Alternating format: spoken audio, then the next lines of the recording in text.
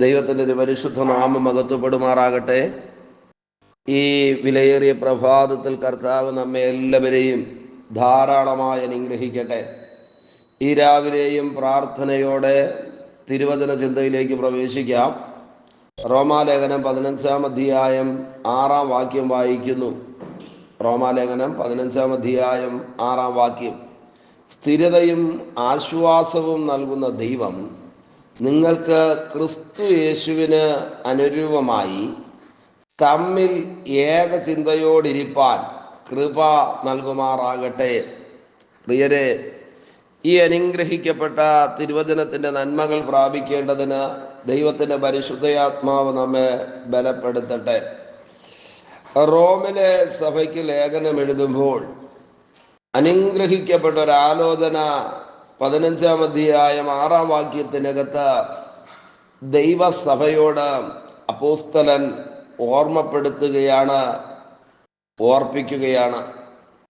6-ാം വാക്യത്തിലേക്ക് വരുമ്പോൾ അനുഗ്രഹിക്കപ്പെട്ട 3-4 പദങ്ങൾ അതിനകത്തുണ്ട്.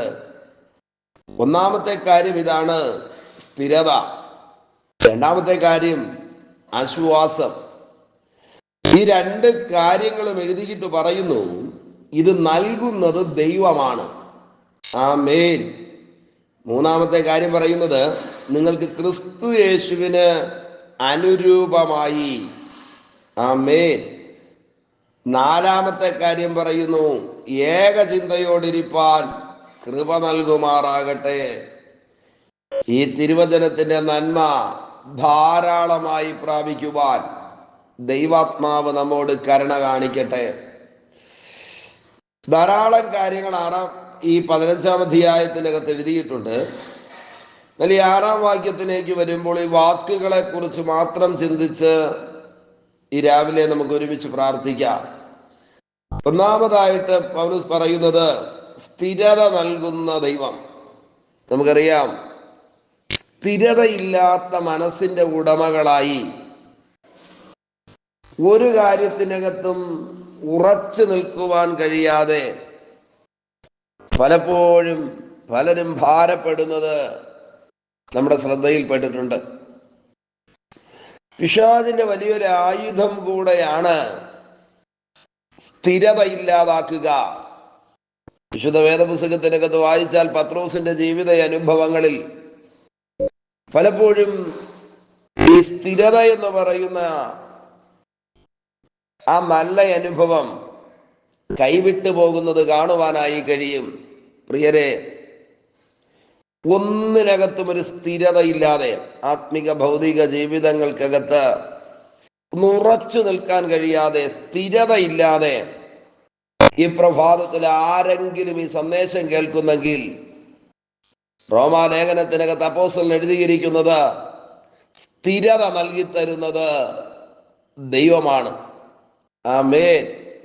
പല ജോലികൾ ചെയ്തു, പലയിടത്ത് പാർത്തു, പല കാര്യങ്ങൾക്കകത്ത് വ്യാപൃതരായി, ഒന്നിനകത്തും ഇന്ന് വരെ ഉറയ്ക്കാൻ പറ്റിയിട്ടില്ല.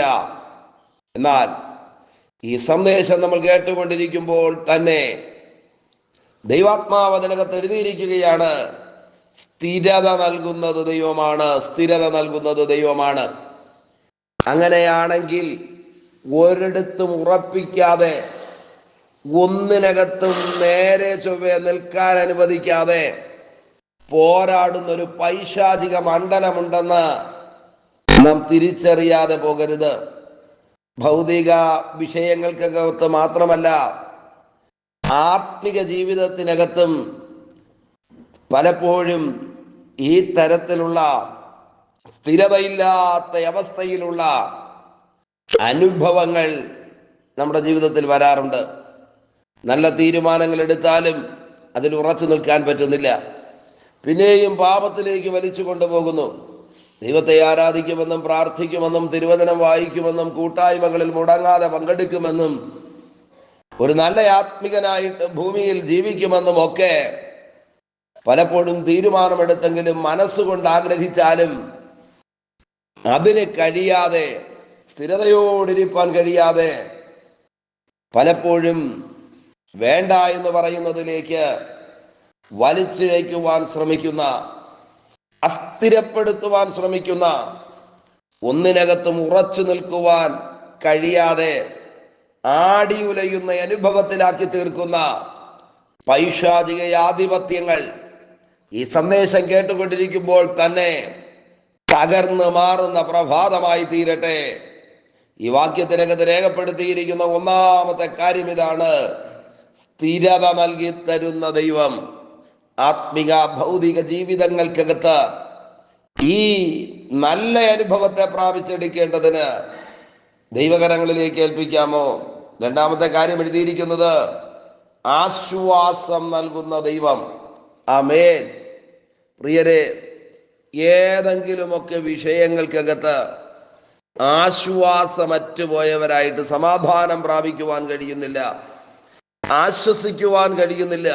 വലിയ നഷ്ടങ്ങൾ വന്നു, വലിയ തകർച്ചകൾ വന്നു, വലിയ പരാജയങ്ങളിലൂടെയാണ് കടന്നു പോകുന്നത്. എന്നാൽ ഈ വാക്യത്തിനകത്ത് എഴുതിയിരിക്കുന്നു, വെറും വാക്കുകൊണ്ട് ആശ്വാസം തരുന്നവനല്ല ദൈവം. ദൈവം അവസ്ഥകളെ മാറ്റി ആശ്വാസം തരുന്നവനാണ്. നമുക്കറിയാം, മനുഷ്യന് ചെയ്യുവാൻ കഴിയുന്ന കാര്യം വാക്കുകൾ കൊണ്ട് നമ്മളെ ആശ്വസിപ്പിക്കുവാൻ കഴിയും.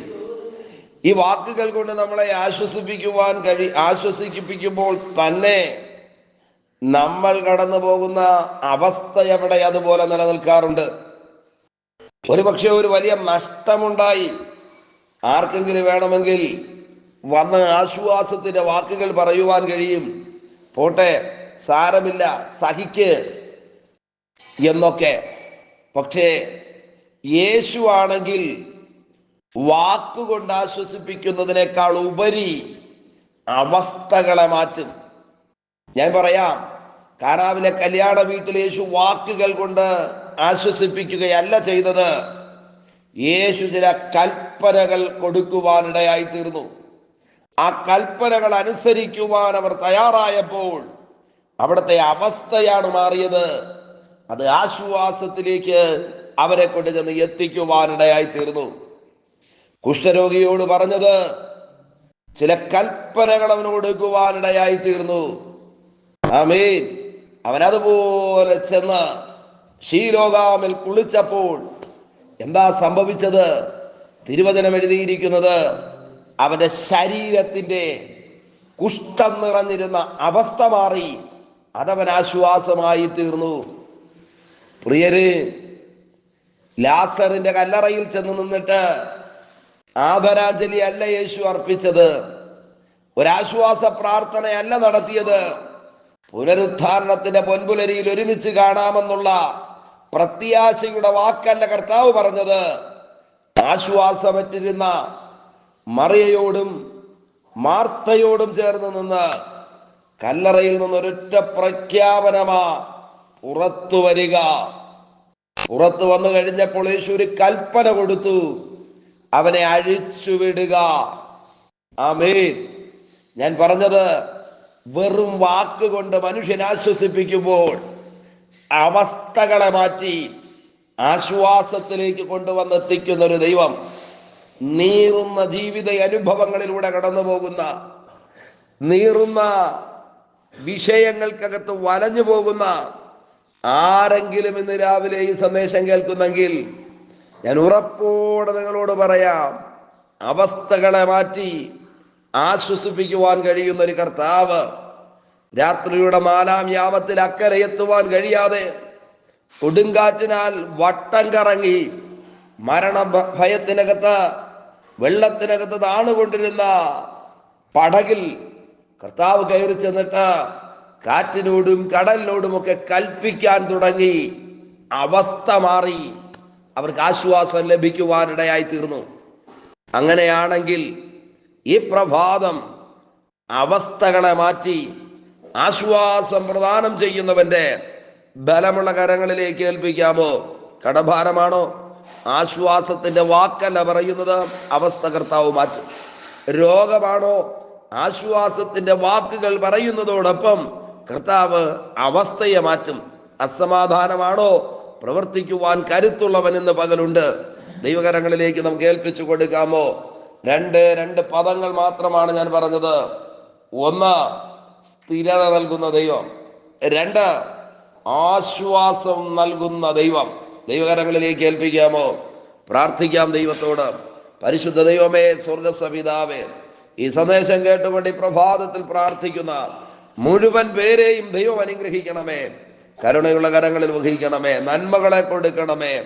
സ്ഥിരത അനുഭവിക്കേണ്ടതിന്, ദൈവിക ആശ്വാസം പ്രാപിക്കേണ്ടതിന് സകലരെയും ദൈവം സഹായിക്കും. ബലമുള്ള കരങ്ങളിൽ വഹിക്കും.